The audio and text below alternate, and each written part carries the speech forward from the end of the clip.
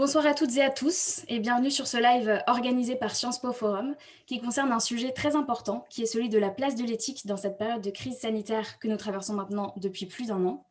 Alors face à l'afflux abondant de patients Covid en service de réanimation, à l'utilisation massive du numérique et à l'urgence de prise de décision médicale aux conséquences vitales, il est apparu absolument primordial de mener une réflexion éthique afin d'éviter une déshumanisation des soins, d'éviter de créer une fracture sociale ou encore de porter une atteinte excessive à nos droits et libertés. Alors c'est un sujet que je suis ravie d'aborder ce soir avec des invités de marque puisqu'ils font tous deux partie de comités d'éthique. Tout d'abord, nous accueillons Madame Karine Lefebvre. Bonsoir Madame. Bonsoir. Vous êtes vice-présidente et présidente par intérim durant la crise sanitaire du CCNE, du Comité consultatif national d'éthique, mais également docteur en droit et professeur de droit de la protection des personnes à l'EHESP, à l'École des hautes études en santé publique. Vous êtes spécialisée sur le droit des personnes vulnérables, l'éthique et la démocratie en santé. Et nous avons également le plaisir d'accueillir Monsieur Claude Kirchner. Bonsoir Monsieur. Bonsoir. Vous êtes président du CNPEN, du Comité national pilote d'éthique du numérique hébergé par le CCNE, et directeur de recherche émérite de l'INRIA, de l'Institut national français de recherche en sciences et technologies du numérique. Eh bien, un grand merci pour votre intervention à tous les deux qui nous permettra de mieux comprendre le rôle et la contribution des comités d'éthique dans la gestion de cette crise. Alors avant de vous laisser la parole, j'aimerais simplement rappeler que le CCNE a été sollicité au mois de février 2020 par le ministre des Solidarités et de la Santé afin qu'il donne son avis sur les enjeux éthiques liés à la prise en charge des patients atteints du Covid-19 ainsi que sur les mesures de santé publique contraignantes. Quant au Comité national pilote d'éthique du numérique, il a également été fortement sollicité durant cette crise afin de répondre aux questions éthiques soulevées par les usages du numérique qui sont très liés aux questions de santé, comme on le verra par la suite. Alors, à la lecture des avis que vous avez rendus, on comprend assez vite la complexité du contexte dans lequel vous devez vous prononcer. D'une part, vous êtes incité à rendre vos avis dans un temps restreint, marqué par l'urgence de la situation de crise, mais vous devez également prendre le temps de mener une véritable démarche éthique. Et puis d'autre part, votre réflexion, elle doit trouver un équilibre entre les impératifs de santé publique et le respect des droits et des libertés individuelles, tout en faisant face, en plus, à l'attitude de défiance croissante des Français à l'égard des experts, des décideurs politiques et même des professionnels de santé. Et donc, c'est guidé par cette exigence fondamentale forte, qui est le respect de la dignité humaine, et dans cette situation d'incertitude que vous avez discuté et éclairé le gouvernement. Alors, avant de rentrer dans le vif du sujet, je souhaite évidemment vous rappeler, cher public, que vous pouvez d'ores et déjà poser vos questions en commentaire, auxquelles on répondra tout au long de cette conférence. Voilà, vraiment, n'hésitez pas. C'est très important de pouvoir garder cet échange avec vous. Et puis, je laisse désormais la parole à Madame Lefebvre et Monsieur Kirchner pour vous présenter et puis présenter davantage vos travaux. Merci beaucoup. Donc, c'est moi qui commence selon l'organisation sur laquelle nous nous sommes accordés. Alors, je vais partager mon écran. Donc, normalement, ça devrait… Voilà. Voilà, je pense que vous devez le voir. Vous me confirmez que c'est tout bon? Alors, moi, je vais vous parler en tant que membre du Comité consultatif national d'éthique. J'ai été effectivement vice-présidente en 2019 et 2020, hein, pour être précis. Et effectivement, comme le président du CCNE, qui vient d'ailleurs d'être renouvelé, Jean-François Delfrécy, il avait été appelé dès le début, hein, de la crise sanitaire, dès le mois de mars 2020, donc il y a un an, à la présidence du comité scientifique. Donc, j'ai été amenée à assurer la présidence par intérim pendant toute la première vague et jusqu'à l'été 2020. Et c'est vrai que je vais essayer de vous retracer un petit peu la façon dont on a vécu les choses à partir de quelques focus, puisque nous avons un temps assez restreint, mais pour laisser la place aux questions. Alors, voilà. Donc, moi, je voulais vous parler des enjeux éthiques émergents au cœur de la crise sanitaire. On n'a pas attendu, bien évidemment, cette crise sanitaire pour penser éthique, surtout au CCNE, puis qui a été créé en 1983, hein, par François Mitterrand, je vous le rappelle. Mais évidemment, cette crise sanitaire a avivé, renforcé certains questionnements. C'est une des leçons, à mon sens, tout à fait positives de la crise. Il y en a, hein, dans la balance, point négatif, point positif, il y a des points positifs et il est certain qu'on ne sortira plus d'un point de vue éthique de la même façon qu'avant d'entrer dans la crise. Alors, je vais voilà, m'arrêter sur quelques propos introductifs. Vous rappelez les contributions du CCNE que de toute façon, vous pourrez retrouver, hein, sur le site du CCNE et également les contributions de CNPEN, le Comité national pilote d'éthique du numérique, que vous expliquera donc Claude, qui est hébergé, en tout cas durant cette phase expérimentale par le CCNE. Et puis, je reviendrai sur les questions éthiques majeures et prospectives. Alors, je ne vous apprends rien en vous disant qu'effectivement, depuis plus d'un an, hein, nous vivons une période tout à fait inédite, incertaine, extrêmement complexe. Le mot de complexité, vous l'avez prononcé, Cécile, c'est sans doute le mot qui revient dans voilà, le plus souvent. Qui dit complexité et incertitude dit forcément le fait qu'on n'est pas rassuré puisque nos repères sont complètement bouleversés, hein, les repères de tout citoyen, et qu'on doit naviguer dans voilà, dans un nouvel espace-temps. Et moi, j'aime bien cette expression que j'ai entendue à plusieurs reprises, de temps extrêmement compressé au début, hein, de l'état d'urgence sanitaire. Et dans état d'urgence sanitaire, il y a urgence, il fallait aller très vite, il fallait parer dans ce contexte d'incertitude à la protection des plus vulnérables, et ça interroge bien évidemment la place de l'éthique et la façon dont les décisions sont prises dans ce temps-là. Et puis aujourd'hui, et puis même déjà depuis quelques mois, tous les Français aspirent, et tous les gens du monde entier d'ailleurs, les citoyens du monde entier, aspirent à se projeter, ce qui est complètement naturel, sauf que il est très difficile encore aujourd'hui d'avoir cette projection temporelle. Alors, je reprends, vous voyez, la question: «Quel monde voulons-nous pour demain?» C'est, l'expression qui était, utilisée en frontispice, si on peut dire, des états généraux de la bioéthique, et je trouve que, ces états généraux de la bioéthique qui ont eu lieu en 2018, est marquée donc par cette phrase. Elle vaut encore, enfin, elle est vraiment d'une actualité, toujours aussi marquante. C'est: quelle conception du monde, quelle conception de la société, quelle conception du monde de la santé voulons-nous pour demain? Et il y a le voulons-nous, et dans le nous, il y a une réflexion collective, à la fois bien sûr individuelle, mais aussi collective. Et donc, comme je vous parle avec Claude depuis notre expérience au sein du CNPEN, enfin du CCNE et du CNPEN, c'est bien sûr la question de la place de l'éthique dans le processus de décision et de gestion de crise qui est posée. Quelques mots sur les contributions du CCNE, donc Comité consultatif national d'éthique. C'est un comité national consacré aux questions d'éthique et qui donne des avis, hein. On est bien, c'est très important de le rappeler, c'est un comité consultatif. C'est très important parce qu'il y a eu beaucoup de questions qui ont été posées depuis le début de la crise sur finalement le pouvoir des médecins, qui prend les décisions, comment le pouvoir politique est éclairé, etc. Nous, au niveau du CCNE, on était là pour éclairer d'un point de vue éthique, et on n'a jamais été autant saisi par le ministre de la Santé, ce qui est tout à fait remarquable dans tous les sens du terme, dans le sens où c'est nouveau, et puis dans le sens où c'est très intéressant de voir comment le politique se dit: bah, voilà, dans ce contexte d'urgence, comment la réflexion éthique peut nous aider, nous soutenir, nous alerter aussi et nous donner des points de vigilance et des recommandations. Parfois on est suivi, parfois on ne l'est pas, puisque ça reste la force juridique d'un avis. Alors, on a dû s'adapter, comme tout le monde, adapter nos modalités de travail, et produire de façon extrêmement dense, ce qui est tout à fait paradoxal, et qui va à l'encontre de l'essence même de l'éthique, qui est, je le dis souvent, une séance de questionnement, de doute, de réflexion. Ça prend du temps de réfléchir éthique. Sauf qu'il fallait se poser la question de comment apporter voilà, des préconisations, des recommandations dans une situation d'urgence. Est-ce qu'une éthique d'urgence est une éthique valable? Est-ce qu'on devait, nous, Comité consultatif national d'éthique, se positionner dans ce contexte aussi particulier? Ça a donné lieu à beaucoup de débats, mais finalement, on s'est dit que justement, dans cette période de crise qui posait des questions de droit et d'éthique, de liberté et de contrainte aussi fortes, il était vraiment extrêmement important qu'on puisse alerter et rappeler les principes éthiques fondamentaux. C'est ce qu'on a essayé de faire à travers nos différents avis.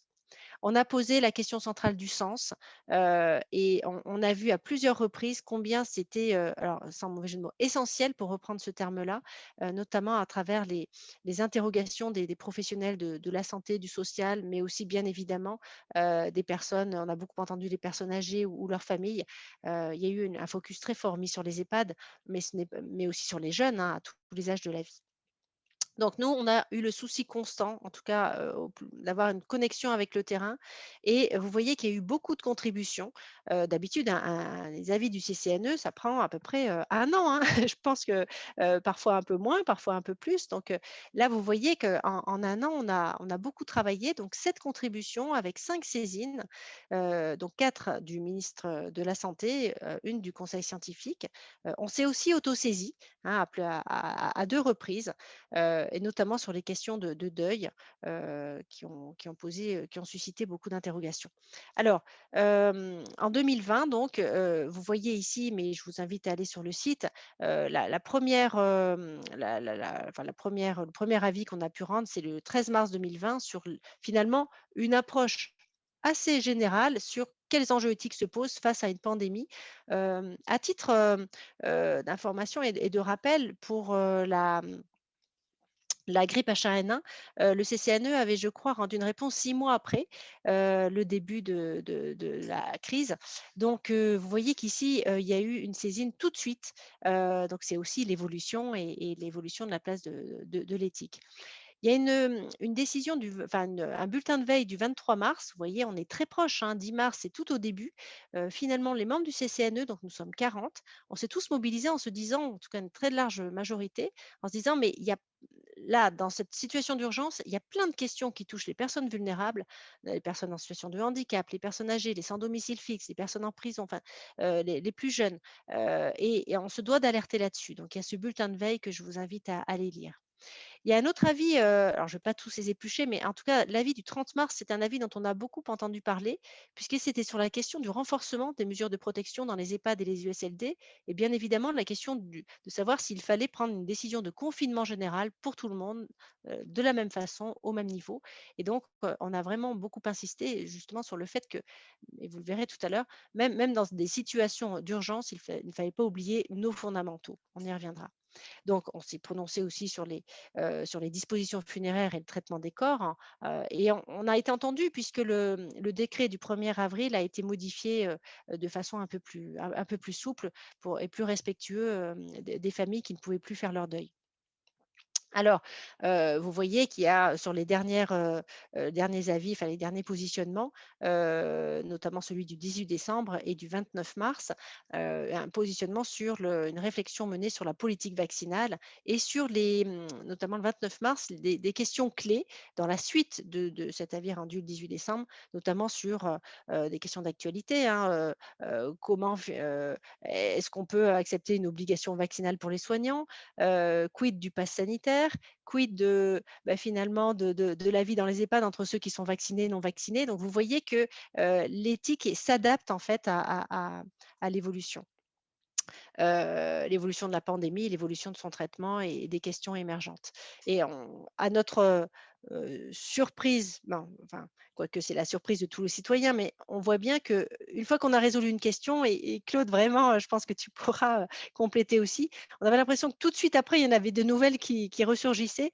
C'est ça qui est vraiment ouais, qui était vraiment étonnant et qui explique cette production aussi dense.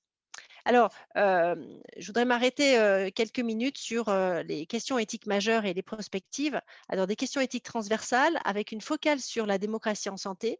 Rappelez-vous, quel monde voulons-nous pour demain? Donc c'est une question, collective. Et puis quid de la suite?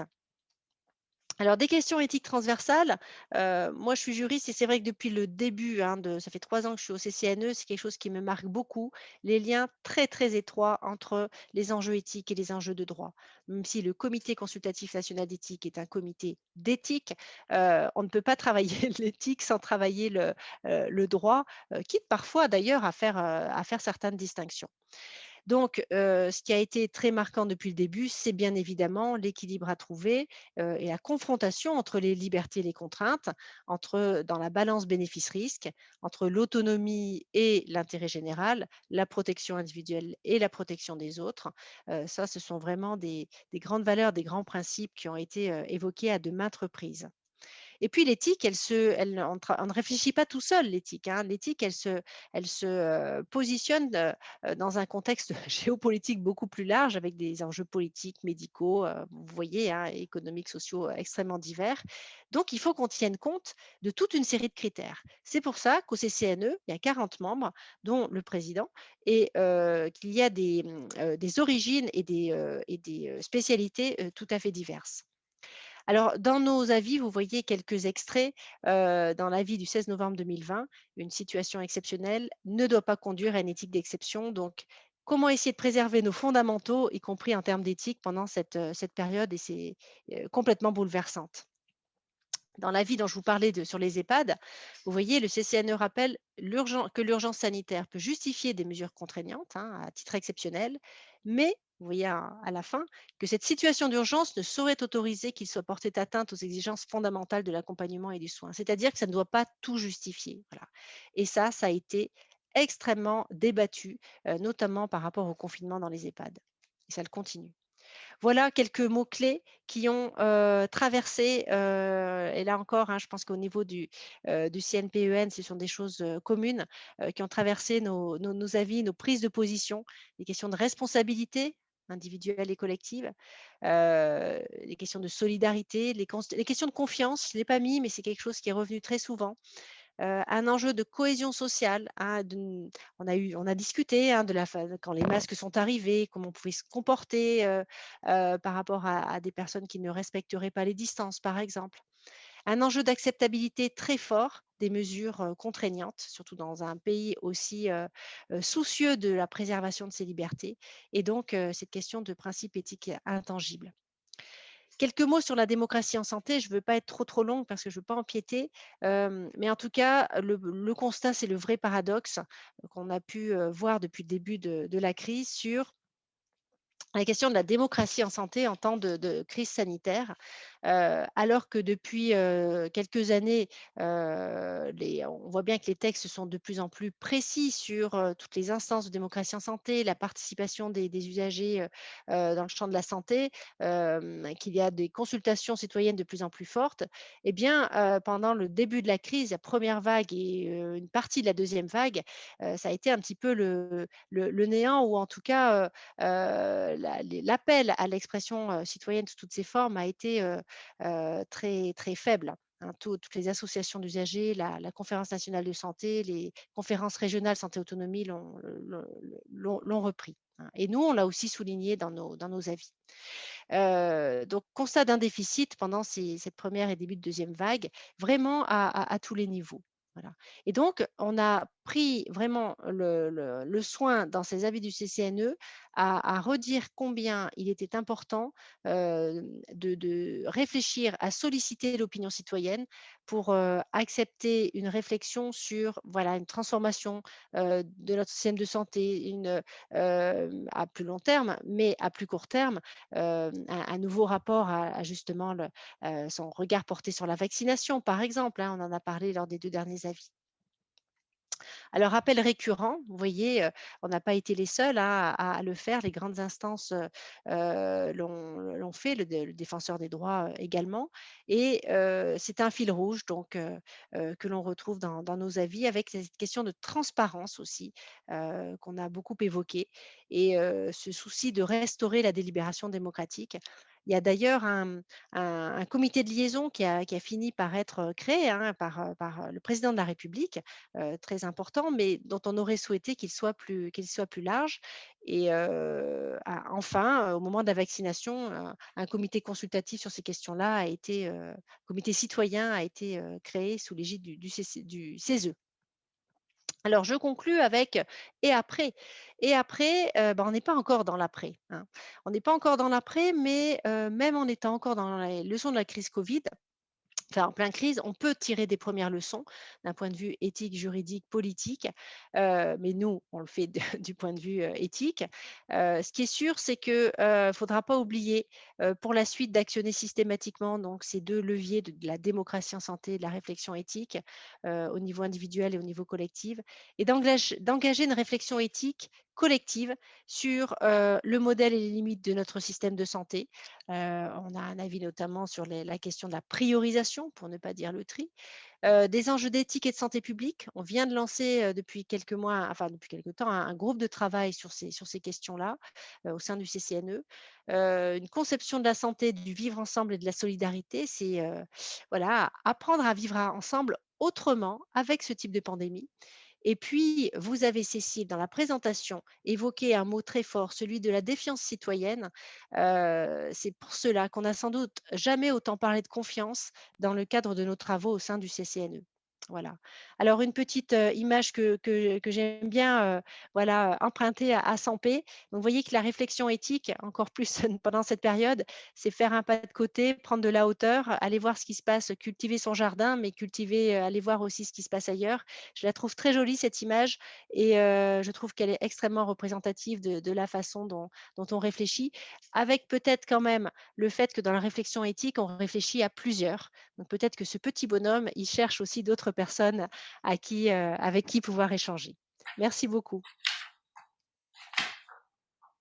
Merci beaucoup, Madame Lefebvre. Écoutez, je laisse peut-être la parole à Monsieur Kirchner pour nous faire également sa présentation, si ça vous convient.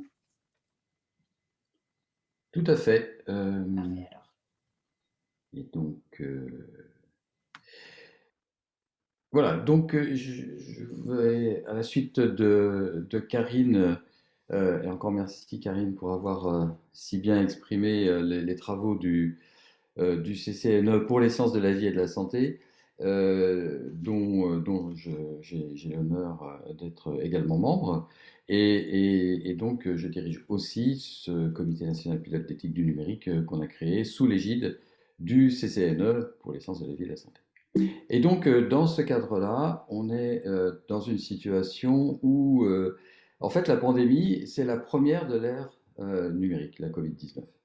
Et en fait, sans le numérique, l'impact de la pandémie aurait été bien plus considérable. Alors sur le plan sanitaire, hein, ne serait-ce que pour arriver à trouver les vaccins, mais également parce que pour arriver, comme le disait par exemple Karine, à pouvoir faire du suivi des patients, pour pouvoir faire de la télémédecine, je vais le détailler, etc.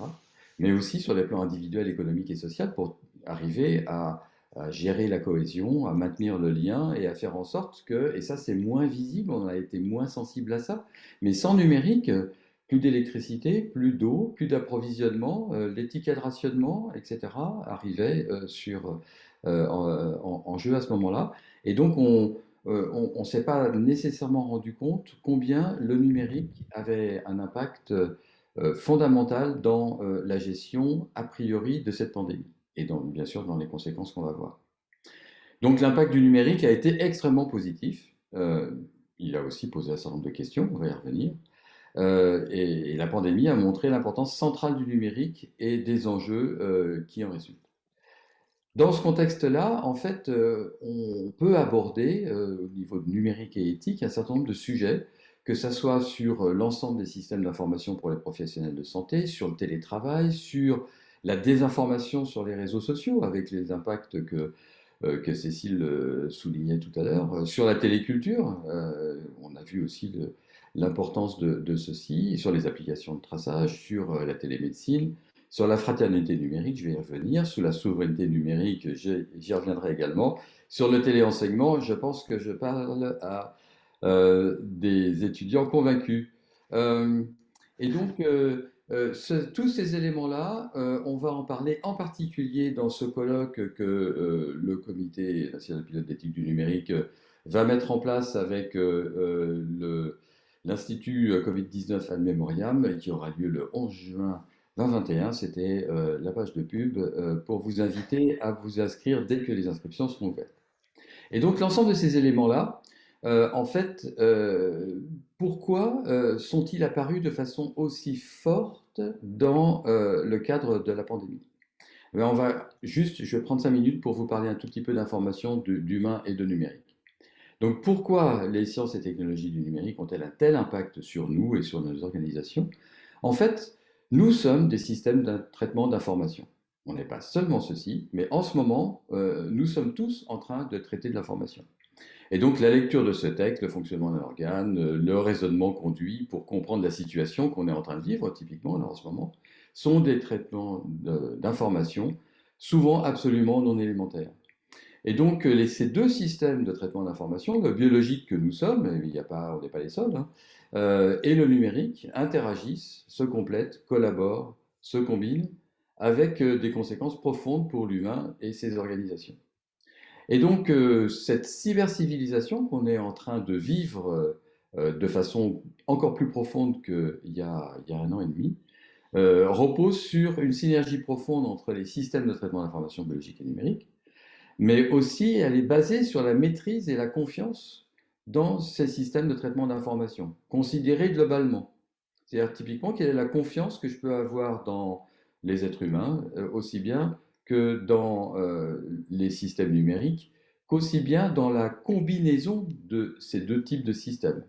Donc typiquement, pour prendre un exemple relié au médical, dans le fait que des médecins, des soignants vont utiliser des systèmes numériques pour les aider à faire un diagnostic, par exemple, et qu'il va y avoir une combinaison entre leurs compétences, leurs responsabilités, et finalement, il est souhaitable évidemment que l'humain garde la décision sous son contrôle. Tout ceci s'appuie sur des qualités non triviales des systèmes d'information numériques comme la cybersécurité, la non-malfaisance, la confiance, et bien sûr c'est transculturel, mais je ne développerai pas ce sujet-là tout de suite aujourd'hui.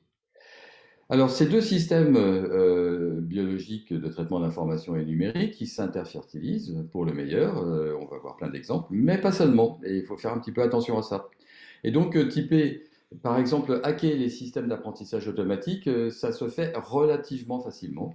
Donc ici, on va entraîner un système de reconnaissance d'image à reconnaître, par exemple, un panda, et donc une fois que le système est entraîné, là c'est ce que vous voyez sur l'image de gauche, où le système va reconnaître un panda avec un taux de confiance de l'ordre de 60%.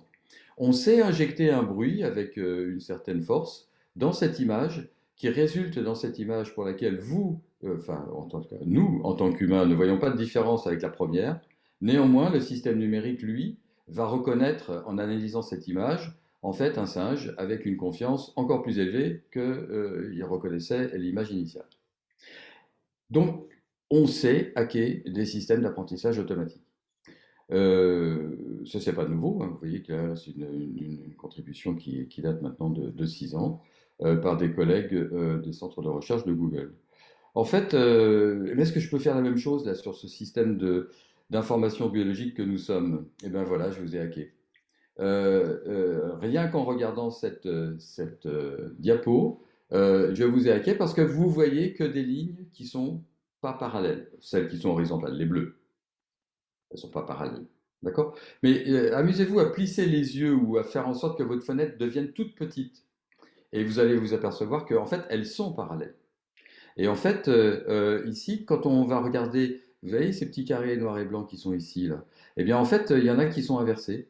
Et cette inversion induit donc le bruit que j'ai injecté en inversant en fait ces carrés, fait que j'ai complètement perturbé notre système de traitement d'information biologique qui consiste dans nos yeux et la reconnaissance traitée par notre cerveau. Et donc on sait hacker l'humain, et ça peut avoir des conséquences intéressantes, avec des guillemets autour d'intéressant. Si je prends par exemple ce sujet, si j'ai envie qu'il vote plutôt pour ce candidat, je vais combiner les deux photos pour obtenir ceci et cette photo. Et avec cette photo, je vais essayer de conseiller au sujet de voter pour cette personne, non pas en présentant cette photo-là de la personne, mais celle-ci. Et en fait, comme en général, on apprécie plutôt sa photo, enfin du moins il y a un phénomène de sécurité, je dirais peut-être de confiance ou de familiarité. En fait, on s'aperçoit, et ça c'est des travaux vous avez, qui ne sont pas récents, on s'aperçoit qu'en fait on a une influence et que les personnes vont voter plus facilement pour le candidat en question. Voilà, donc il y a des conséquences, et ces conséquences elles sont en lien avec un risque démocratique. L'exemple de Cambridge Analytica est plus récent et il implique évidemment la responsabilité sociale de l'entreprise comme celle de l'individu. Et il aboutit à des questions relatives au nudging, dont on pourra reparler, manipulation et démocratie. Je reviendrai un tout petit peu là-dessus dans un instant, en prenant maintenant ce sur quoi nous avons travaillé récemment, dans le cadre de la pandémie, dans le cadre du Comité national pilote d'éthique du numérique. Donc, comme le disait Karine, l'éthique a une longue tradition en France. Alors là, je vous exerce un petit peu à utiliser l'anglais. Ça m'a évité de faire la traduction d'un certain nombre de slides, de diapositives. Et donc, je vous remercie de bien vouloir l'accepter en tant que tel. Et donc, en particulier, donc, on a créé en 1983 le CCNE, autour donc, des sciences de la vie et de la santé. Et puis, on a progressivement s'est aperçu que le numérique avait aussi besoin d'une réflexion d'éthique et au travers d'un certain nombre d'étapes, en 2019, on a créé, à la demande du Premier ministre, sous l'égide du CCNE pour les sciences de la vie et de la santé, ce Comité national pilote d'éthique du numérique. Il s'est réuni formellement pour la première fois en décembre 2019 et le baptême n'a pas tardé à arriver avec la Covid, donc évidemment déjà en janvier. Et donc, on a été amené à travailler sur le sujet, en particulier au travers de premières autosaisines, mais aussi de réponses aux saisines du gouvernement, au fur et à mesure de l'avancée de la pandémie. Les contributions, vous les retrouvez sur le site du CCNE à cette adresse. Alors, des éléments sur lesquels on a travaillé, en particulier sur les aspects numériques, Covid et fraternité. Typiquement, on s'est retrouvé dans la situation où, à cause de la Covid, on a créé donc une période de confinement forte, dans laquelle en fait toutes les personnes, enfin bon nombre de personnes vulnérables se sont retrouvées en plus grande difficulté qu'elles étaient auparavant, parce que jusqu'alors, et sans être en confinement, on arrive facilement à trouver des hébergements, de l'accueil, de la nourriture, un encadrement en général, y compris pour les enfants comme pour les adultes, alors que quand on est dans une situation de confinement, ça devient beaucoup plus difficile, d'autant plus que on repose bien plus sur les aspects numériques, comme on l'a dit au tout début, et donc on s'est retrouvé dans la situation où, par exemple, on se retrouvait avec des situations où les personnes n'avaient plus, via leur téléphone, suffisamment de crédit pour pouvoir avoir accès aux informations qui, en fait, n'étaient plus diffusées que par numérique. Donc, on a émis un certain nombre de recommandations. Là, en particulier, j'insiste sur les recommandations relativement, en fait, à la dignité des personnes, dans le cadre où, en fait, on va se retrouver avec des interfaces pour communiquer, par exemple, avec les personnes dans les EHPAD, les maisons de retraite, avec leur famille. Vous avez vu la situation extrêmement contraignante dans laquelle on s'est retrouvé, et où en fait le seul canal de communication qui devenait possible était le numérique.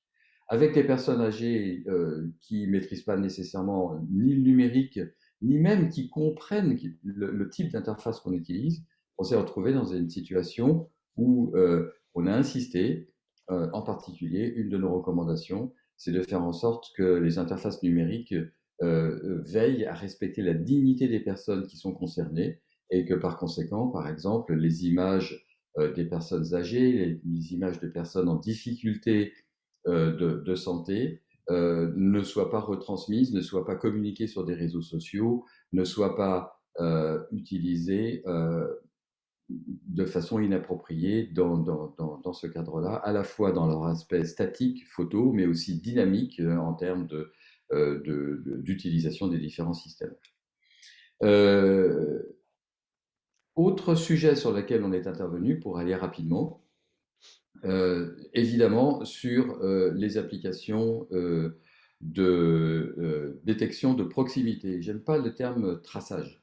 Parce qu'en fait, une application comme Stop Covid, elle ne nous trace pas. Elle détecte simplement des situations de proximité entre deux téléphones.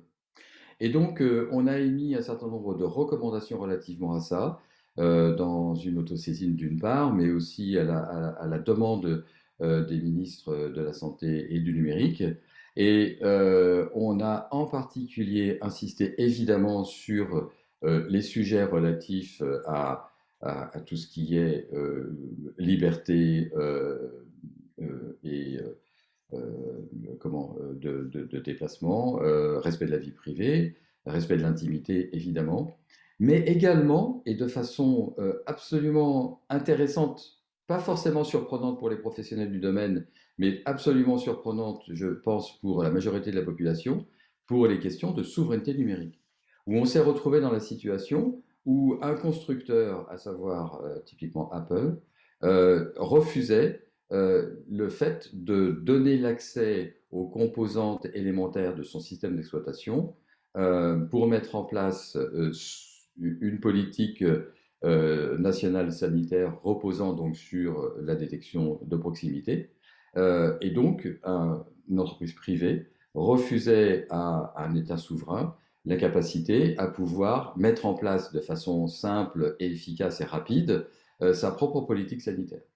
Donc, évidemment, un sujet éthique fort relativement à ceci. Je vous invite en particulier à lire l'annexe de ceci parce qu'elle vous expliquera bien pourquoi c'est important et comment est-ce qu'on peut faire ce détection de proximité de façon à respecter complètement la vie privée, la privacy en anglais. On a également travaillé sur les enjeux d'éthique dans la lutte contre la désinformation et la mésinformation. Je n'ai pas le temps d'y revenir là dans les quelques minutes de présentation. Sur les enjeux d'éthique liés aux outils numériques en télémédecine et en télésoins dans le cadre de la Covid-19. Je vous mentionne simplement que début 2020, c'est-à-dire début mars, on était à 10 000 téléconsultations par semaine. À la fin du mois de mars, on était juste à 1 million. Cette explosion complète a induit un certain nombre de sujets et en particulier à exposer soignants comme patients à des enjeux d'éthique de l'usage des outils numériques particulièrement importants. Et puis on a aussi travaillé sur d'autres sujets, en particulier autour des agents conversationnels. Et là, si ça vous intéresse, n'hésitez pas à vous poser les bonnes questions relativement à ce type d'agent conversationnel, de chatbot. Et vous avez là un certain nombre de questions sur lesquelles vous pouvez vous exercer à réfléchir. Je ne reviendrai pas sur les constantes éthiques dont Karine a parlé tout à l'heure, mais c'est clair que des situations exceptionnelles ne doivent pas induire une éthique d'exception. On n'est pas dans cette situation-là. Et puis, bien sûr, on a un certain nombre de valeurs qui sont intangibles et donc des principes, que ce soit la dignité, que ce soit le principe de proportionnalité ou l'adéquation et le contrôle régulier des mesures restrictives. Bien sûr, une ligne rouge dans nos opinions, dans nos avis qu'on a donnés. En particulier, être informé pour comprendre et comprendre pour être acteur, c'est fondamental. Hein. Grosso modo, ça veut dire on respecte l'intelligence de chacun, on respecte le fait que pour arriver à décider, il faut d'abord pouvoir comprendre. Et bien sûr, insister sur la transparence de l'information et des processus de décision. Favoriser le débat public et la participation. Et donc pour conclure, et pour ouvrir la discussion, en particulier le numérique est au cœur des besoins fondamentaux des personnes et des sociétés, en particulier dans la situation de pandémie. Cette réflexion éthique, c'est un impératif de l'humanisme numérique en général, mais c'est aussi un avantage concurrentiel pour une entreprise hein, ou dans un projet, à partir du moment où justement on sait mettre en avant et analyser les valeurs, les principes et leur hiérarchie et conflits éventuels. L'open source d'une plus grande, et l'opportunité d'une plus grande éthicité, je pourrais détailler ça aussi si ça vous intéresse. Cette éducation au numérique qui nous manque cruellement, et j'aurais pas la cruauté de demander aux auditeurs là aujourd'hui qui a suivi une sérieuse formation au numérique. C'est vraiment un problème aujourd'hui qui est en train d'être résolu, hein. On est en train de mettre en place le corps professoral qui permet de faire ceci, hein, aussi bien au niveau du CAPES qu'on va créer une agrégation d'informatique en particulier. Mais là, on a vraiment un sujet et une lacune vraiment significative et qui nous porte à permettre moins de responsabilisation parce qu'on comprend moins bien de quoi il s'agit, en l'occurrence sur le numérique et bien sûr aussi sur l'éthique. Et donc, dans ce cadre-là, d'où l'importance de faire en sorte qu'on sache mettre en place des comités d'éthique du numérique et en particulier du type de celui qu'on mène à l'heure actuelle avec le CCNE. Une dernière page de pub. Si vous êtes intéressé pour travailler sur ces sujets-là, et comme Karine et moi, on s'intéresse, bien sûr, on encadre ou co-encadre des sujets de stage dans ce domaine, n'hésitez pas à nous contacter. Je vous remercie. Merci beaucoup à tous les deux pour vos présentations. J'ai une première question qui nous vient d'Olivier, qui réagit directement à votre présentation, Monsieur Kirchner. Du coup, je vais vous la poser. Alors, il nous dit qu'on sait que des intelligences artificielles pourraient être capables de reconnaître des tumeurs avec de fortes précisions. Pourtant, vous montrez bien qu'il est possible de tromper assez facilement ce genre de système. Est-ce qu'un tel système ne demanderait finalement pas une surveillance tellement grande par l'humain que ça rendrait le système inutile ? Peut-être peut-on imaginer un système de complémentarité entre l'humain et la machine pour que l'humain pousse l'humain à étudier certaines tâches qui présentent les caractéristiques d'une tumeur potentielle. Absolument. Alors donc, cette question est une question récurrente, importante. Comment est-ce qu'on peut s'aider du numérique, en particulier pour pouvoir faire du diagnostic médical, pas seulement, il y a d'autres types de diagnostics, hein, mais en l'occurrence là, le médical. Alors aujourd'hui, on a des systèmes qui, en particulier autour de la radiologie, qui sont de très bonne qualité du point de vue du numérique. C'est-à-dire que dans de bonnes conditions, on sait avoir des diagnostics qui sont aussi bons que les meilleurs spécialistes médicaux. Mais on sait aussi que si on prend la même image et qu'on la pivote légèrement d'un angle, bon, il n'y a pas besoin que ce soit très important, d'accord? En fait, le système va mal reconnaître la situation.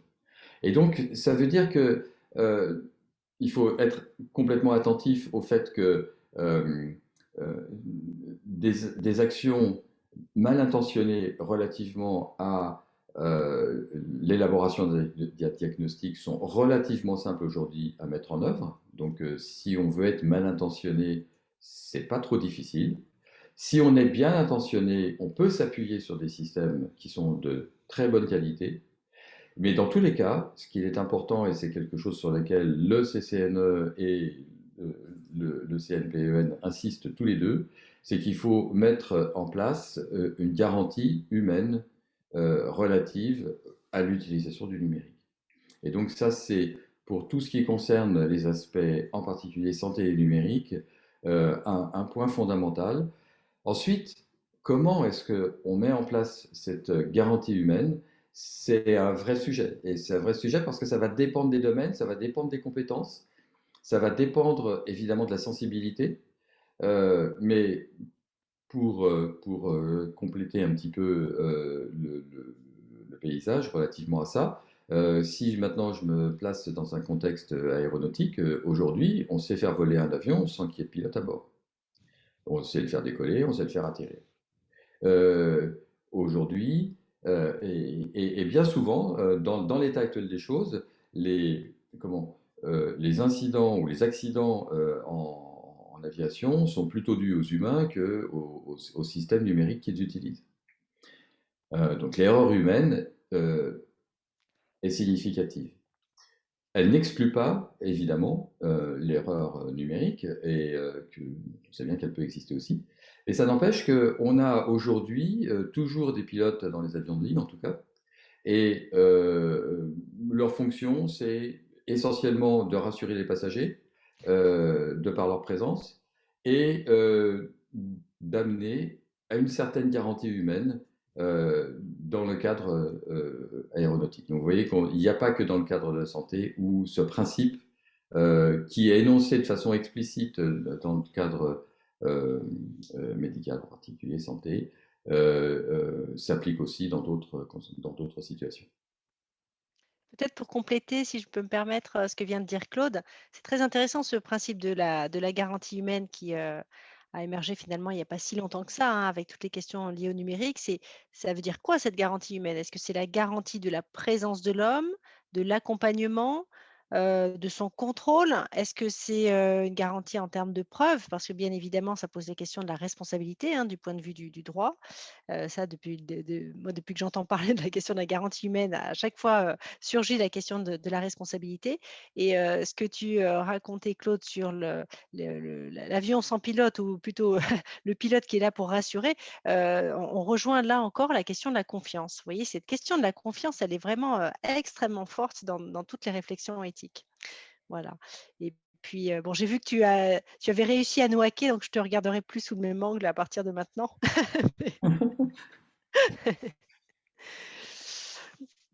Mais bon, je te fais confiance quand même, hein. C'est la garantie humaine.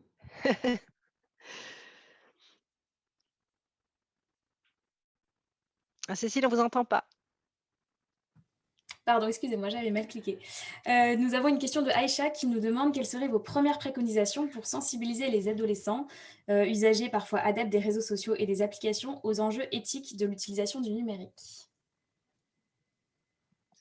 La question est vaste, elle est super, d'accord, elle est dans son intérêt et dans son impact, et on a de nombreuses discussions sur le sujet. J'ai une réponse très courte. La réponse courte, c'est s'éduquer au numérique et à l'éthique. Euh, et après, évidemment, c'est un peu court. Euh, et donc, pourquoi je dis s'éduquer aussi à l'éthique? Parce que je pense que une façon de réfléchir au sujet, c'est de regarder ce qu'on fait avec nos smartphones. D'accord? Je pense que là, probablement, toutes les personnes, tous les auditeurs là, ont un smartphone à leur disposition, en général. D'accord? En fait, qui nous a appris à utiliser un smartphone? Réfléchissez bien, d'accord, ça va être vite fait. Personne, en fait. Et la situation dans laquelle on est, c'est qu'on a un outil extrêmement puissant dans les mains, et comme le dit Michel Serres, maintenant, d'accord, on tient le monde dans notre main, on tient Wikipédia dans notre main, on tient de l'intelligence numérique dans notre main, on tient de la connaissance dans nos mains. Et en fait, et on tient aussi beaucoup de la communication dans les mains. Et on est dans cette situation où en fait, on n'a pas suffisamment réfléchi à des sujets relatifs à l'éthique et aux valeurs qui sont sous-jacentes à l'utilisation de ce type de choses. Et ça nous amène ensuite évidemment à étayer notre position relativement à mais finalement, comment ça marche? Alors, je vous donne un exemple. La question qu'on peut se poser, est-ce que je peux faire mal avec mon smartphone? Est-ce que je peux faire mal à quelqu'un avec mon smartphone? Bon, alors évidemment, je peux le lancer, mais là, si je vous le lance, ça va être compliqué, d'accord? Ça va pas passer vraiment. Par contre, est-ce que je peux faire mal? Oui, évidemment, d'accord? La question que vous me posiez sur les réseaux sociaux, c'est exactement ça. C'est-à-dire que typiquement, on se rend compte que on peut se retrouver dans des situations qu'on maîtrise pas bien, y compris pour lesquelles certaines personnes souhaitent nous mettre en difficulté. Et par conséquent, on est dans une situation où euh, le fait qu'on ne comprenne pas bien quels sont l'ensemble des mécanismes sous-jacents à l'utilisation de ce type d'objet, nous met en difficulté. Donc, éducation au numérique, c'est quoi? Comment ça fonctionne? Qu'est-ce que c'est qu'un algorithme? Qu'est-ce que ça veut dire de le mettre en œuvre sur un téléphone? Où sont mes données? Où sont mes données personnelles? Où sont mes données de santé? Où sont, quand je suis en train d'utiliser mon téléphone pour faire une téléconsultation avec mon médecin, par où passe l'ensemble des données personnelles qu'on est en train d'utiliser? Quand je veux adresser une ordonnance à mon pharmacien et juste pouvoir m'assurer qu'il a bien les médicaments ou qu'il peut faire une préparation et qu'il me répond, mais il n'y a pas de souci, vous pouvez m'envoyer l'ordonnance sur mon adresse Gmail, qu'est-ce que je suis en train de faire? D'accord? Est-ce que l'utilisation de ce canal Gmail est quelque chose qui est sécurisé, qui permet de faire en sorte que mes données personnelles ne soient pas mises à disposition d'une entité que je ne maîtrise pas et qui n'est pas sous le contrôle démocratique de mon pays. Et donc, on est dans une situation où l'ensemble de ces éléments-là ne sont pas bien maîtrisés. Et il faut donc, mon premier conseil, c'est effectivement ce côté d'éducation. Mon deuxième conseil, c'est sachons nous poser des questions. Et pas uniquement douter. Je pense que le doute est important, c'est vrai, mais il faut d'abord savoir se poser les questions. Et ensuite, il ne faut pas douter de tout. Hein, c'est-à-dire que typiquement, 2 plus 2, bah oui, ça fait bien 4. Je suis désolé, il n'y a pas de souci, d'accord? Par contre, quand on va avoir à utiliser des statistiques ou des probabilités, c'est clair qu'on va développer d'autres types de raisonnement que celui de l'arithmétique qui nous permet de faire en sorte que 2 plus 2, bah, on sait le calculer et ça nous fait bien 4. Et donc, il faut comprendre ces différents mécanismes et savoir se les approprier. Voilà. Merci beaucoup pour votre réponse. Moi, je voudrais embrayer avec une question qui concerne peut-être davantage plus le CCNE, puisque dans vos avis, vous avez refusé de considérer l'âge comme critère de sélection et vous avez rappelé l'interdiction de procéder à une hiérarchisation de la valeur de la vie. Alors, face à l'insuffisance matérielle et notamment du nombre de lits en réanimation, quelles furent les préconisations du CCNE sur la priorisation des prises en charge, qu'on appelle plus communément tri des patients, justement au regard des principes d'équité et de dignité?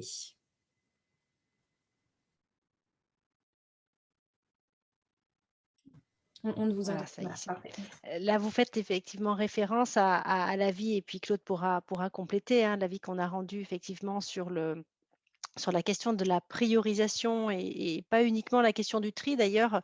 C'est un terme qui est utilisé de façon récurrente. Euh, alors, on a essayé de reposer les bases justement des différentes valeurs, de ne pas hiérarchiser en fonction des populations.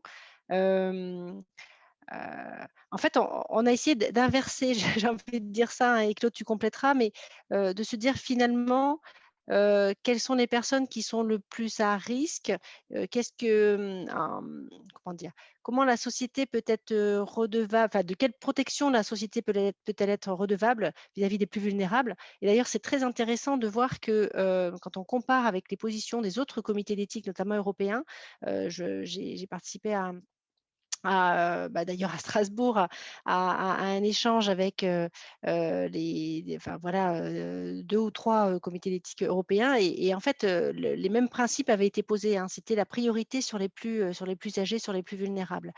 On a dans le cadre de cet avis évoqué la situation à la fois dans les EHPAD et à la fois, effectivement dans les secteurs, d'urgence. On a pointé, et on voit bien ici le principe d'indépendance du CCNE par rapport au pouvoir politique, hein, ce qui, n'est pas toujours, évident, en tout cas ce qui demande à être à chaque fois redit et rendu de façon très claire. Hem, sur le fait que, pour assurer la plus grande équité possible, il fallait, renforcer les moyens, se réinterroger sur le système de santé de demain, anticiper, parce qu'on a été tous pris de court. Donc, voilà un petit peu la façon dont on a essayé de réagir. Mais c'est vrai qu'on a, là encore, dans ces situations d'état d'urgence et de crise très forte et au plus profond de la crise, essayer de dire n'oublions pas nos fondamentaux. Hein. Ça peut paraître évident, ça peut paraître, mais il est important de redire certaines évidences, surtout dans ces moments-là. Et tout à l'heure, par rapport au numérique, Claude évoquait les enjeux liés à des droits et libertés fondamentales, notamment le respect de la vie privée, notamment la liberté d'aller et venir. Vous voyez bien combien ces droits ont été vraiment extrêmement malmenés et comment ils pourraient risquer de l'être encore davantage si on n'y prêtait pas de garde et si on ne rappelait pas justement ces piliers de notre réflexion éthique. Je ne sais pas, Claude, si tu veux compléter, parce que tu as aussi participé à cette réflexion sur la priorisation. Bien sûr. Euh, Effectivement, on a insisté sur, comme tu le disais très bien, Karine, sur l'importance de rappeler ces fondamentaux éthiques qui ne dépendent pas de situations exceptionnelles. De bien insister sur le fait que qu'on ait 90 ans, 110 ans ou 6 ans, on est un être humain et que cet être humain a autant le droit à notre respect et à tout ce qui lui permet de préserver sa dignité d'être humain dans tous les cas, quelle que soit sa couleur de peau, quelle que soit sa religion, quel que soit son âge en particulier, quelle que soit sa condition sociale ou sa condition de santé. Ça, c'est des sujets qui sont fondamentaux et qui sont profondément comment, à réinsister, parce que si on les remettait en cause à ce moment-là, ils se renient en cause globalement. Et donc, comment, ils se remettent globalement dans le temps. C'est-à-dire que typiquement, il n'y a pas de raison pour que tout d'un coup, parce qu'on le fait dans une pandémie, on ne le ferait pas n'importe quand. Et que par conséquent, on considérerait que quand on a un véhicule autonome, ce véhicule, il serait habilité plus en cas d'accident inévitable, à être moralement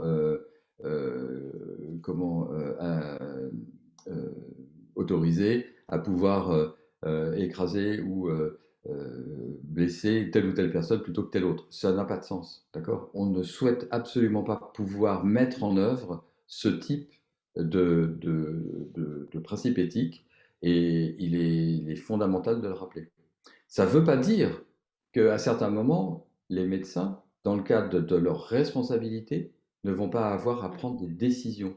Mais ces décisions, ils auront à les prendre en fonction de leur responsabilité et de leur réflexion propre, éventuellement aidés par des comités d'éthique locaux dont on a recommandé la mise en place et la consultation facile, relativement à des situations qui sont complètement déterminées, mais non pas en prenant en compte des principes que nous ne considérions pas comme étant éthiques et qui consisteraient à prioriser systématiquement X ou Y. Voilà, je pense que j'ai redit à peu près ce qu'a dit Karine, peut-être avec des mots un tout petit peu différents. Mais on est totalement d'accord sur ces enjeux fondamentaux de respect de l'être humain. Mmh. Mais d'ailleurs, dans les débats sur l'avis sur la priorisation, moi, ce qui m'avait beaucoup marqué, c'est que les médecins eux-mêmes rappelaient, parce qu'il y a eu toute une série d'auditions quand on fait un avis ou on produit une opinion, hein, donc on ne réfléchit pas uniquement entre nous, au contraire, on réfléchit à plusieurs, mais on auditionne beaucoup de personnes. Et en fait, la plupart des médecins disaient que finalement, dans la vie normale, entre guillemets, hein, c'est-à-dire hors Covid, si je peux m'exprimer ainsi, il y avait quand même des principes de critères de priorisation qui étaient quand même liés à la pratique quotidienne de l'urgence. hein, par rapport au nombre de places, par rapport au fait de savoir bon, bah, qui on prend en premier, etc. Enfin, voilà. Et les risques ont effectivement été amplifiés pendant la crise. C'est pour ça, en fait, qu'on s'est autosaisi. Et d'ailleurs, je ne sais plus si cet avis-là, on n'a pas été cité d'ailleurs par Olivier Véran. Mhm. Et ce qui était important aussi de comprendre dans ce contexte-là, c'est que à partir du moment où l'équipe médicale, parce que sur ces sujets-là, c'est l'équipe avec qui on travaille, l'équipe médicale prend telle ou telle décision, typiquement de ne pas mettre en réanimation une personne pour des raisons qu'ils ont bien compris, ça ne veut pas dire que cette personne-là ne va pas continuer à être soignée par ailleurs. D'accord.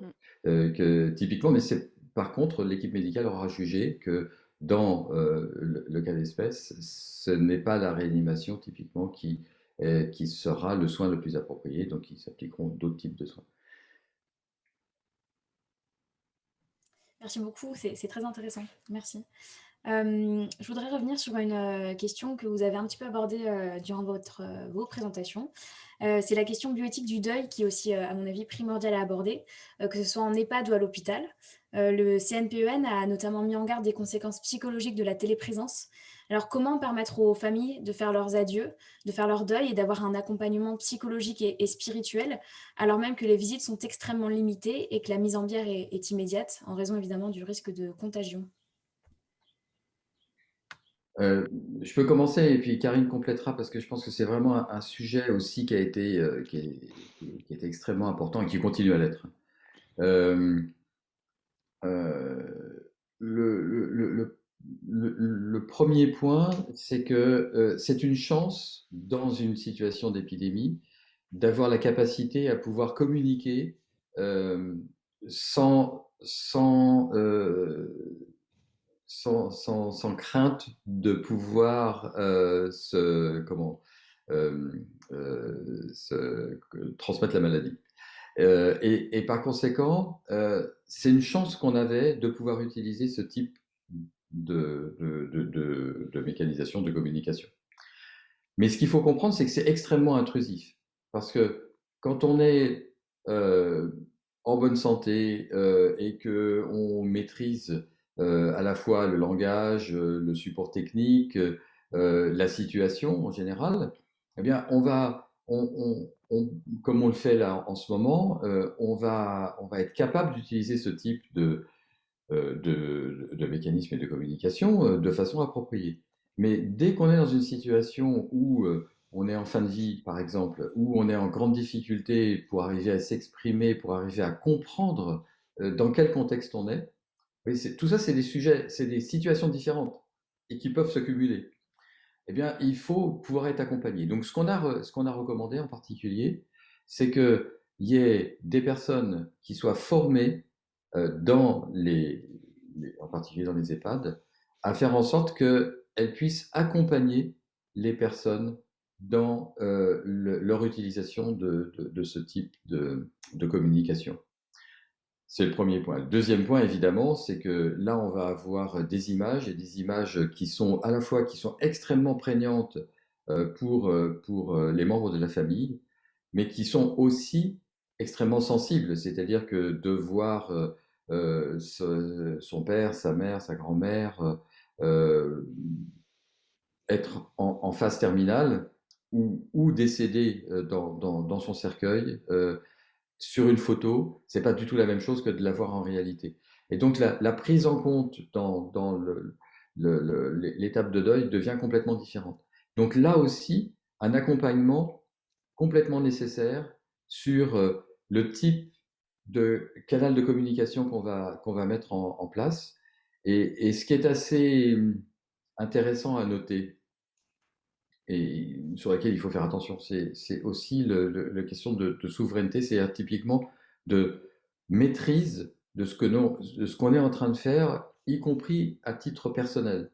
C'est-à-dire que typiquement, quand on est dans une situation où euh, on va utiliser ce type de canal de communication, en fait, on risque de mettre l'autre dans une situation difficile. C'est-à-dire que typiquement, moi, je maîtrise relativement bien ce type de moyens de communication, mais si je suis en train de discuter avec un membre de ma famille qui est en phase terminale, il y a un déséquilibre fort entre les deux côtés de la communication, et on n'est pas dans une situation, je dirais, de responsabilisation égale.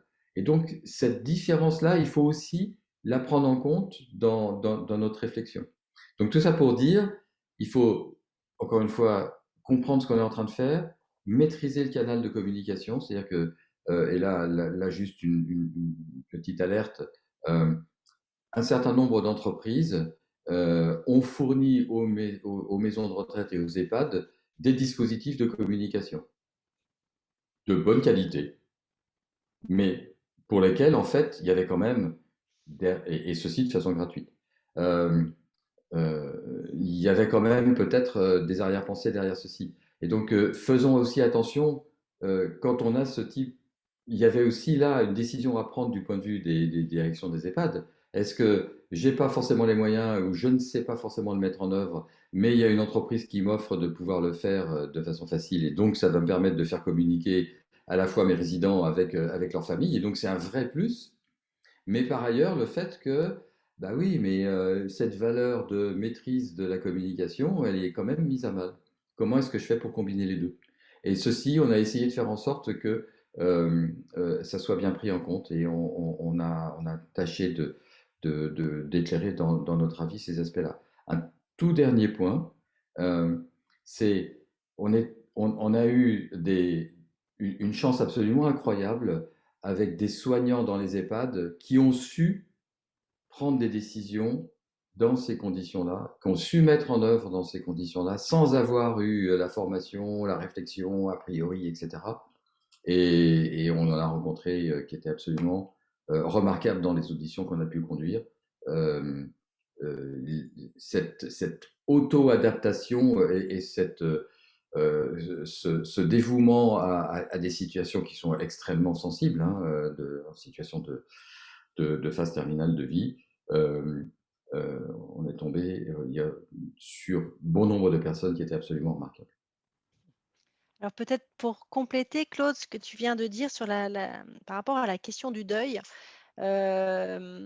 en fait, c'est un exemple pour lequel on peut mesurer la façon dont le CCNE peut être entendu, même si, comme je le disais tout à l'heure, nous ne sommes qu'un comité consultatif, mais il y a le national quand même d'éthique.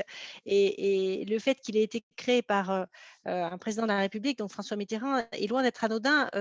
Et j'ai entendu à plusieurs reprises des comités étrangers dire que c'était selon eux un atout en termes d'audience, si on peut dire, des choses comme ça.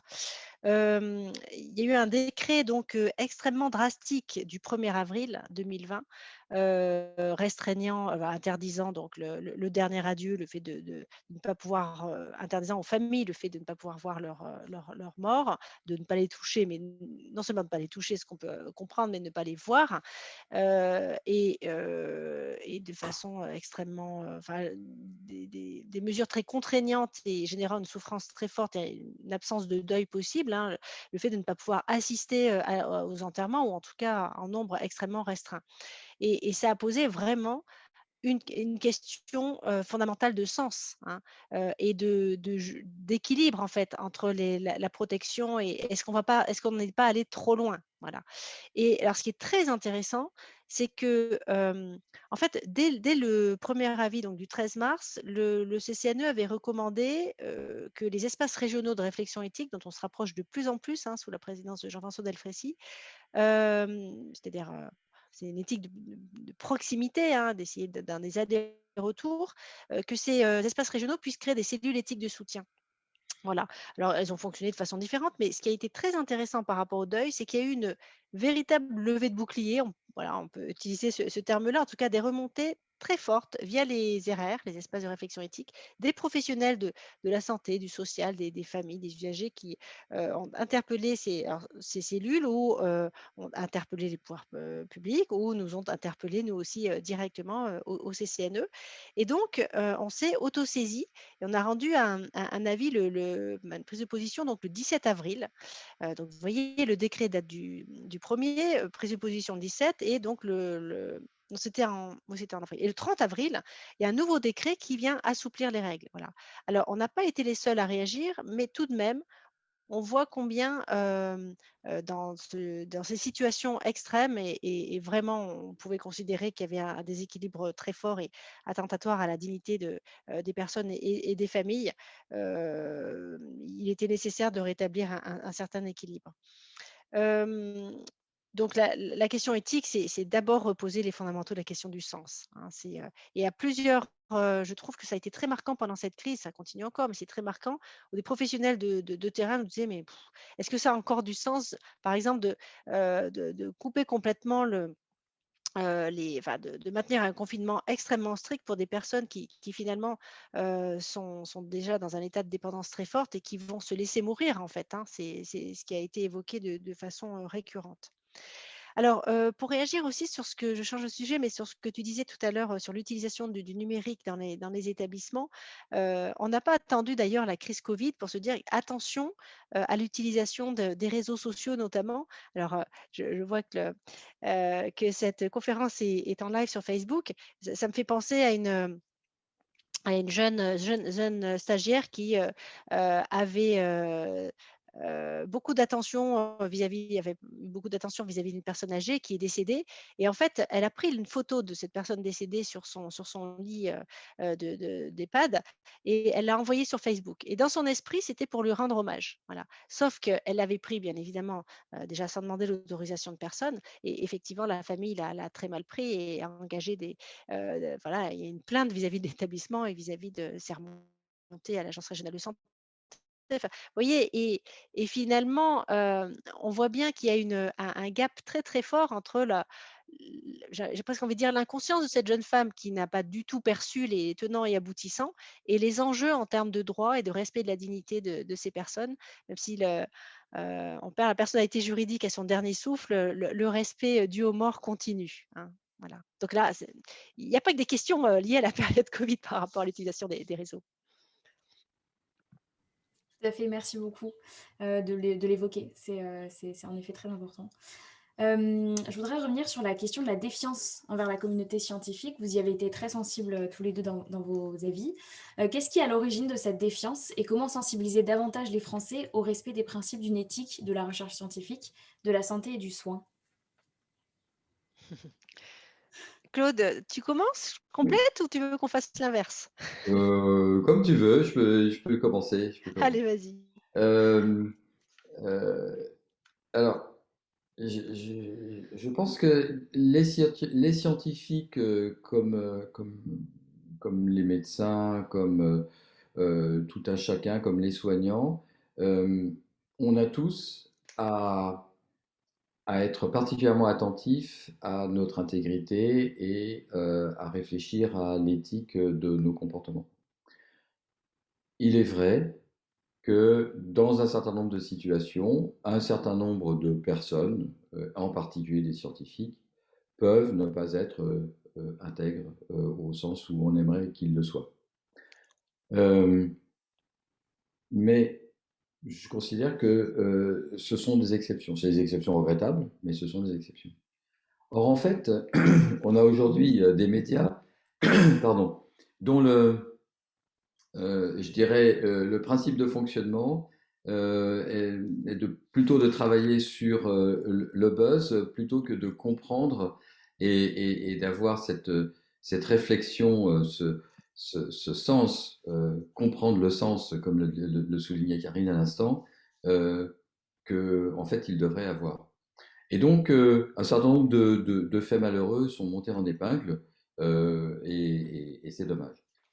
Je dois dire que sans aujourd'hui, les avancées scientifiques qui ont été faites, à la fois qui nous ont amenés au numérique, toutes celles qui nous ont amenés aux avancées de la médecine, et donc en général des sciences de la vie et de la santé, sont des personnes qui sont remarquables et qui ont des principes en particulier de publication, de communication, qui sont forgés par des centaines d'années de pratique. D'accord? Voilà. C'est quelque chose qui est fondamental et qui est au cœur même de la façon dont on travaille.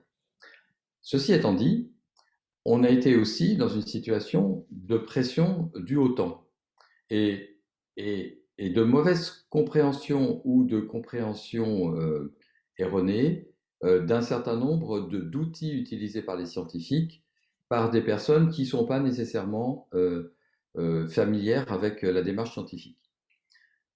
En particulier, dans ce qu'on appelle aujourd'hui la science ouverte, on utilise beaucoup la capacité à pouvoir publier, rendre public des résultats scientifiques, sans que nécessairement ces résultats scientifiques aient été validés par les pairs. Cette démarche-là, elle est extrêmement positive, utile, parce que ça nous permet de rendre public ce qu'on a fait, tout en éveillant et en disant bien que ça ne met en avant que des résultats qui n'ont pas encore été tous nécessairement vérifiés. Parce que cette vérification, elle prend du temps, parce que cette vérification, quand on est dans une situation de confinement, elle est moins simple parce qu'on est pressé par d'autres sujets, en l'occurrence, et que par conséquent, on prend peut-être moins le temps de pouvoir valider un certain nombre de résultats. Et donc, cette combinaison des différents facteurs, à la fois de savoir comprendre ce que c'est que la démarche scientifique, de faire en sorte que cette démarche scientifique dans une situation de science ouverte, qui est en fait due au numérique, hein. Sans le numérique, la science ouverte perd beaucoup de son sens, mais on a pu publier rapidement des articles qui n'étaient pas encore validés. Et un certain nombre de personnes, dont des journalistes en particulier, ont considéré que, puisque c'était rendu public, c'était quelque chose qui était validé. Or, ce n'est pas le cas dans ce qu'on appelle par exemple des préprints.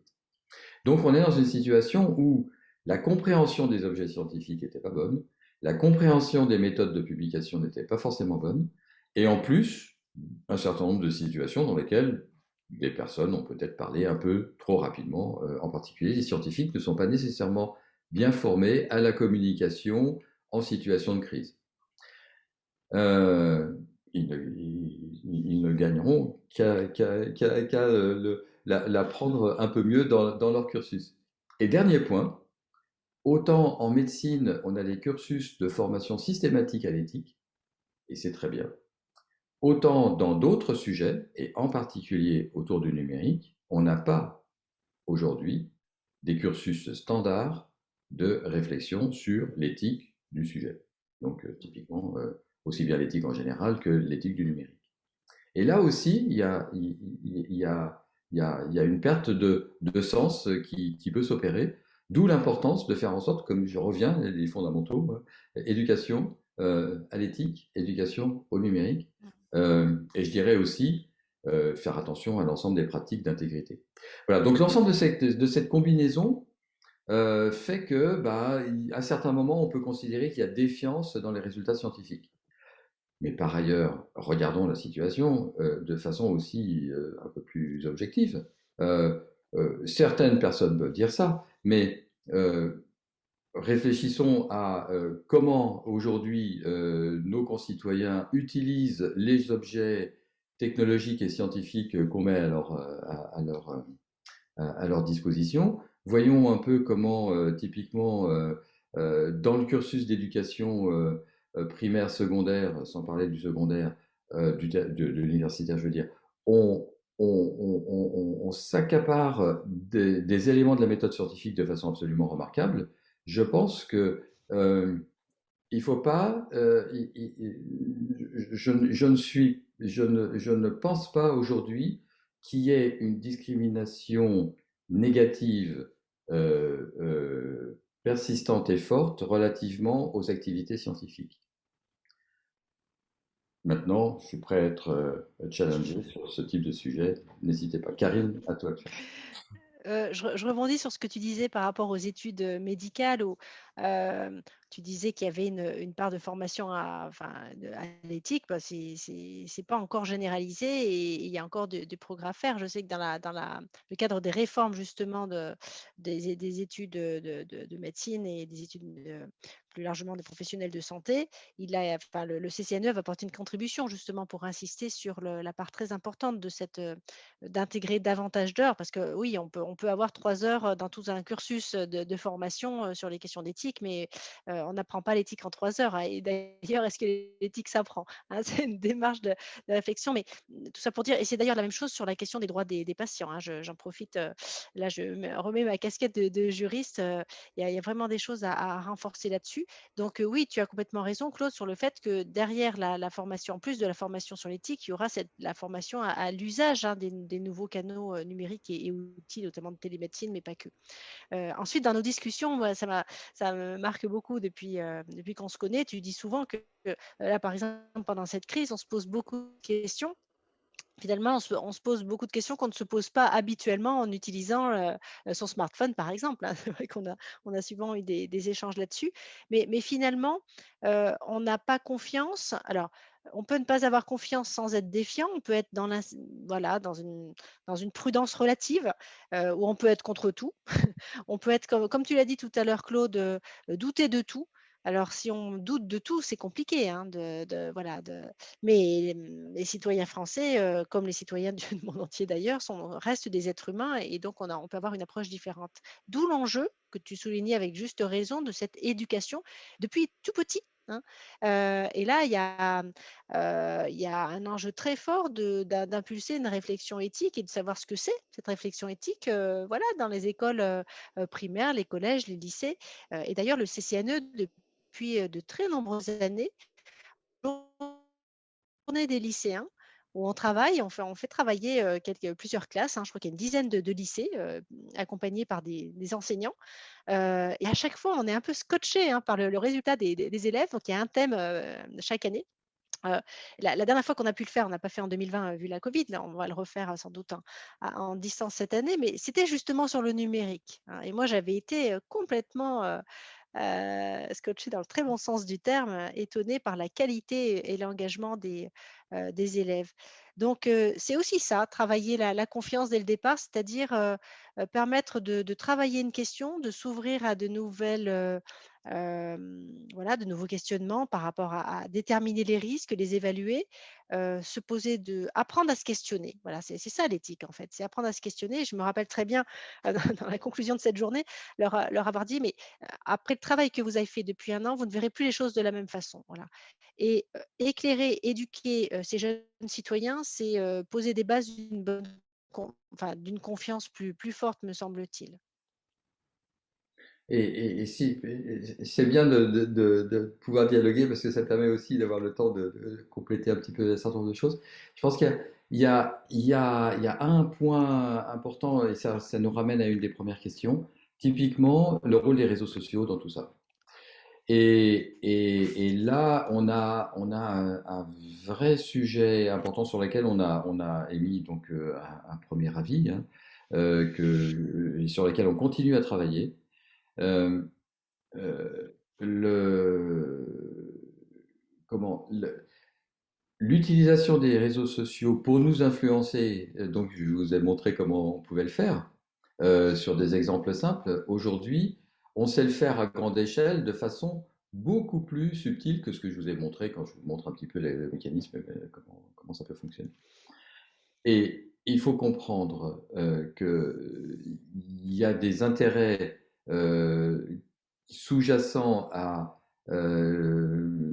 influer un certain nombre de citoyens dans un sens ou dans l'autre, qu'il faut savoir maîtriser. Et donc il faut prendre en compte également le fait que non pas on est dans une théorie du complot, tout le monde il est méchant et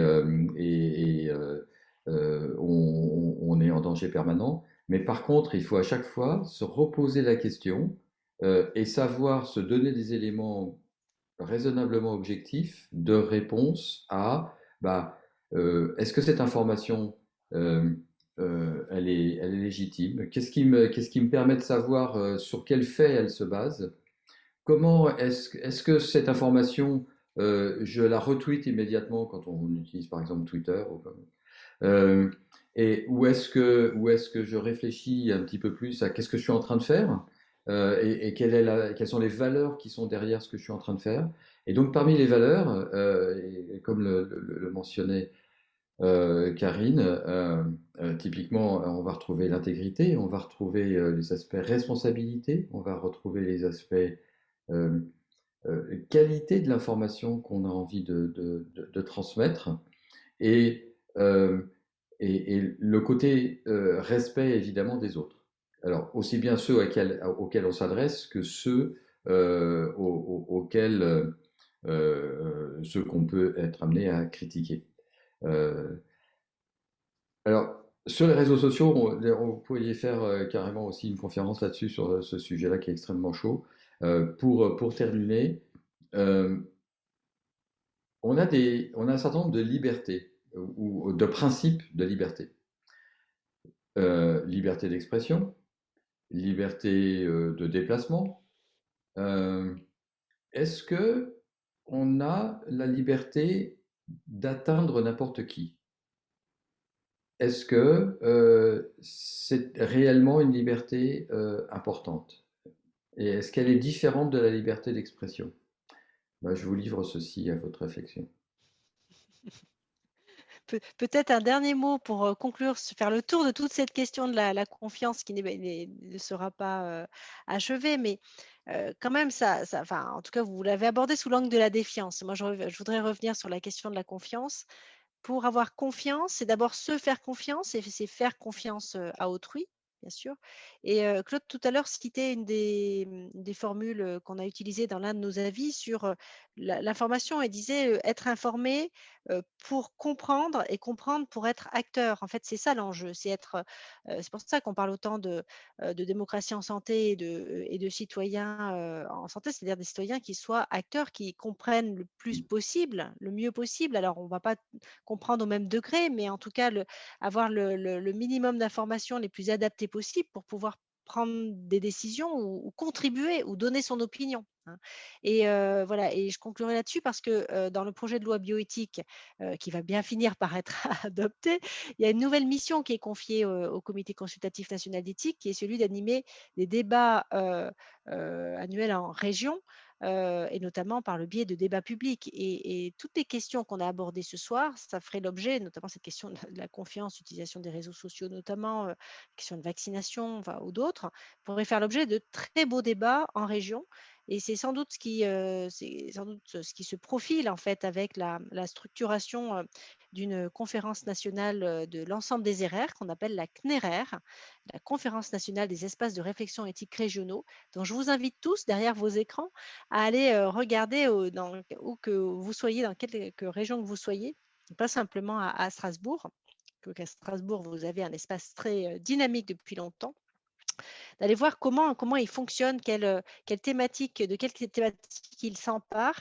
L'enjeu étant d'aller toucher vraiment des citoyens voilà, de tout type, des plus âgés aux plus jeunes, mais aussi en passant par les étudiants.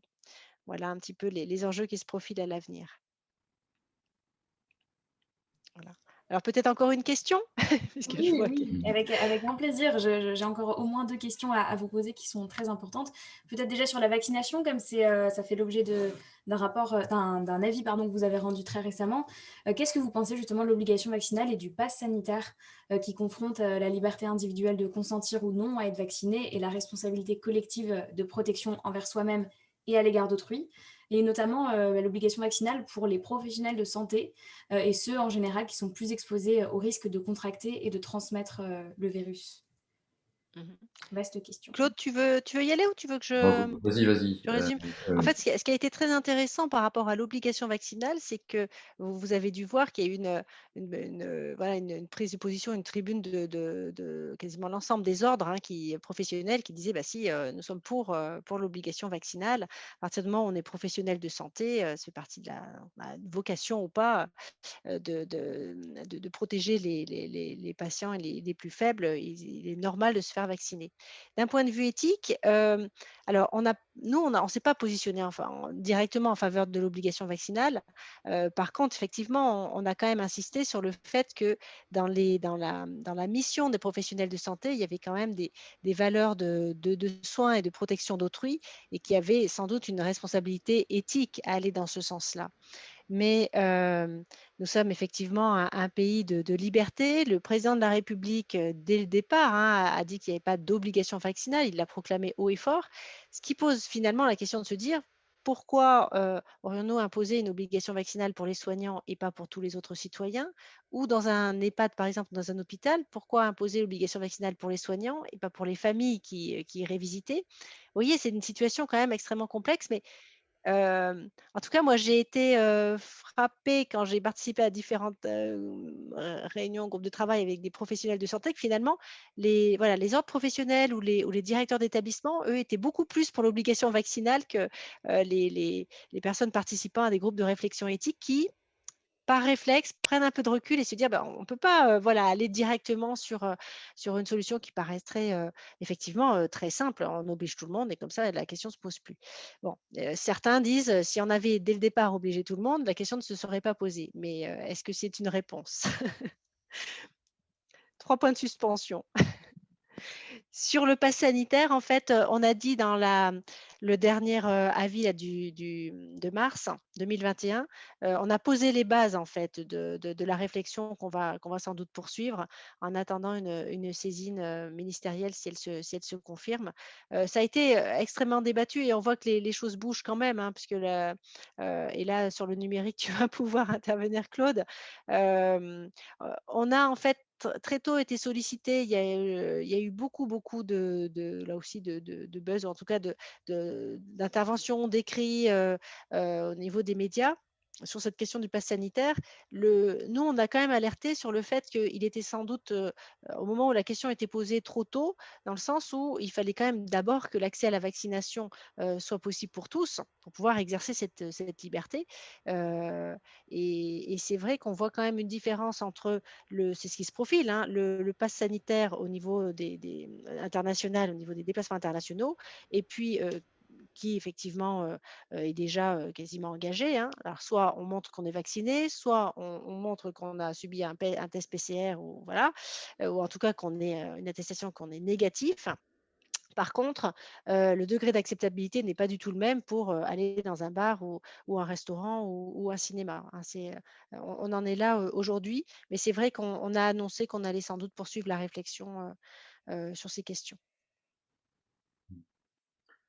Bon, du côté numérique, euh, aujourd'hui, il y a un principe sur lequel j'ai pas forcément insisté aujourd'hui, je l'ai mentionné tout à l'heure, c'est le principe de proportionnalité.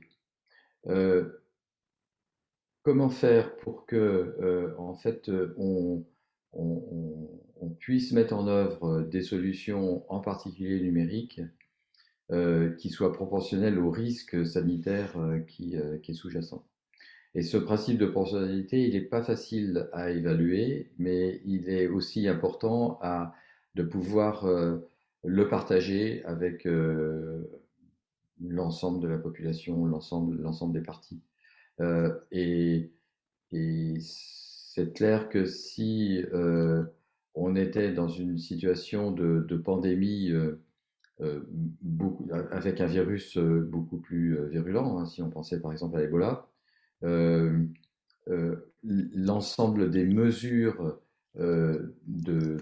d'accompagnement qu'on prendrait en compte seraient différentes, sachant que le taux de mortalité quand on attrape l'Ebola est malheureusement énormément plus important qu'avec la Covid. Néanmoins, donc dans cette situation-là, ce qui est un point technique, c'est que on a aujourd'hui la capacité, avec des moyens numériques maîtrisés, typiquement avec une application comme Tous Anti-Covid. Tous Anti-Covid, elle a été conçue par parmi les meilleurs scientifiques au monde sur les techniques de respect de la vie privée. Et aujourd'hui, elle est bien plus sûre que le fait de prendre son stylo et d'écrire son nom, son adresse quand on va rentrer dans le restaurant pour que si jamais il y a, il y a un problème, il y a un cas de Covid qui est déclaré à cet endroit-là, on puisse nous rappeler. Elle est bien plus sûre, elle est bien plus sécure, elle est bien plus sûre parce qu'on va pouvoir avertir les personnes, elle est bien plus sécure parce qu'au point de vue sécurité, on sait aujourd'hui faire des choses qui vont vraiment permettre de préserver l'intimité, le respect de la vie privée. Maintenant, ce qu'il faut pour pouvoir le faire, il y a un principe sous-jacent qui est fondamental à ça, c'est d'avoir l'autonomie stratégique qui nous permet de le développer. Et l'autonomie stratégique qui permet de le développer, elle repose sur la maîtrise du code, la maîtrise de l'implémentation des codes et sur l'audit régulier et le suivi de toutes ces applications. Et en France, aujourd'hui, on peut considérer, enfin je considère en tout cas, qu'on a la chance d'avoir l'ensemble de ces composantes, avec à la fois les concepteurs, les implémenteurs et l'audit, et en particulier la CNIL, mais elle n'est pas toute seule, permet d'avoir des capacités de vérification et d'audit qui sont tout à fait remarquables et reconnues, et indépendantes. Très bien, merci beaucoup. Avant de vous laisser le mot de la fin, j'aurais une dernière petite question. Parce que durant cette pandémie, il y a eu une multiplication des cyberattaques contre les hôpitaux.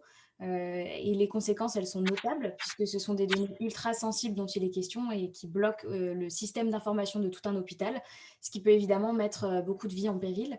Alors, au regard des enjeux éthiques que cela peut soulever, est-ce que ça ne remet pas en question notre ère du tout numérique prônée par notre génération?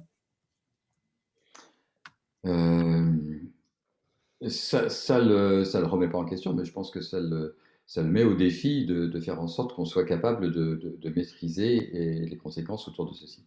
Alors, plusieurs éléments relativement à ça. D'abord, aujourd'hui, des attaques numériques, il y a des services sur Internet qui permettent de monter les attaques. Donc, aujourd'hui, c'est un service comme un autre, malheureusement. D'accord. Le fait que certaines entités utilisent ce type de service pose évidemment question, d'accord, comme le fait d'utiliser une arme pour menacer quelqu'un, ou etc. Donc on est dans une situation qui n'est pas nouvelle relativement à ce que c'est que l'être humain dans ses aspects positifs ou dans ses aspects négatifs, ou moins positifs. Euh, Ça, c'est un premier point. Le deuxième point, c'est que malheureusement, les attaquants ne sont pas toujours au courant de la cible qu'ils sont en train d'attaquer. C'est-à-dire que typiquement, ce type de logiciel peut être utilisé un peu à l'aveugle. Et troisième point, et là on retombe sur la question de l'éducation et des moyens. Euh, euh, les plateformes de santé en France ne sont pas toutes maîtrisées au niveau en particulier sécurité comme elles devraient l'être. Et donc, et par conséquent, on se retrouve dans une situation où une attaque peut être plus facile sur ce type d'installation que d'autres. Surtout quand on est dans une situation de pandémie et de confinement dans lesquelles les gens peuvent être moins disponibles ou ne pas être sur place pour pouvoir gérer un certain nombre de situations. Donc pour finir de répondre à la question, c'est évidemment complètement regrettable. Il faut absolument jamais répondre et faire en sorte que l'attaque soit suivie donc d'une rançon et que la rançon soit payée. Il ne faut pas rentrer dans ce jeu-là parce que encore en plus on n'est jamais sûr que la libération le paiement de la rançon permette de remettre le système d'information en état. Et on a des situations dans lesquelles en fait ça a été récurrent, c'est-à-dire que typiquement, bah oui, on vous le remet en état pendant une durée, et voilà. Et donc Pour terminer sur le sujet, c'est vraiment à la fois une question de responsabilité d'un certain nombre d'entités, d'éducation, de maintenance et de moyens pour faire en sorte que on ne permette pas de tels systèmes d'attaquer des ressources qui sont des ressources critiques sensibles, hein, donc typiquement les hôpitaux et en général le système de santé. Je sais pas, Karine, si tu veux rajouter quelque chose sur le sujet. Non, je te laisse en tant que spécialiste de numérique traiter cette question et tu l'as fait de façon claire. Je n'ai rien à ajouter là-dessus. Eh bien, merci beaucoup. On va pouvoir conclure. Peut-être avez-vous un petit mot de la fin à transmettre aux étudiants pour clore cette conférence avant de nous quitter. Est-ce que vous avez une dernière chose à transmettre, quelque chose qu'on devrait retenir? Oui, bah, écoutez, moi je dirais que plus que jamais, on l'a dit d'ailleurs tout à l'heure, la réflexion éthique s'est ancrée pendant cette crise sanitaire. Donc, bah, on espère, Claude et moi, que vous, derrière vos écrans, parce qu'en fait, on ne sait pas combien vous êtes, on ne sait pas, alors on sait à peu près qui vous êtes, mais c'est vrai que on suppose qu'il y a une écoute. Il y a des questions qui ont été posées, mais en tout cas, on espère vraiment par ce type de conférence vous inciter voilà, à continuer et à voir les choses autrement, à essayer de vous poser des questions différemment. C'est le propre, hein, on le sait bien, des études de Sciences Po.